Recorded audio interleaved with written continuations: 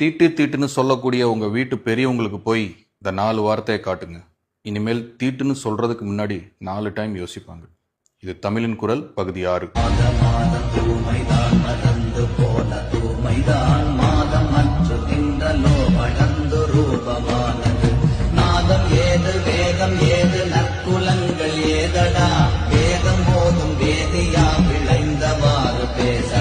மாதந்தோறும் பெண்களுக்கு இயற்கையாய் வரும் தீட்டை அவள் தூய்மையானவள் என்பதற்கே சான்று. அது நின்று போனால் அவள் கருவை தாங்கி இருக்கிறாள் என்பதே காரணம். அத்தீட்டில் கலந்தே உடலும் உயிரும் வளர்ந்து உருவமாக பிறக்கிறோம்.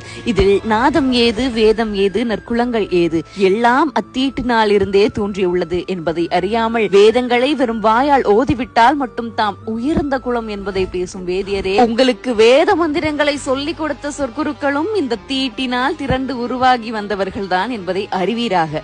இந்த பாடலை நம்ம டெய்லியும் கேட்கிறோம்.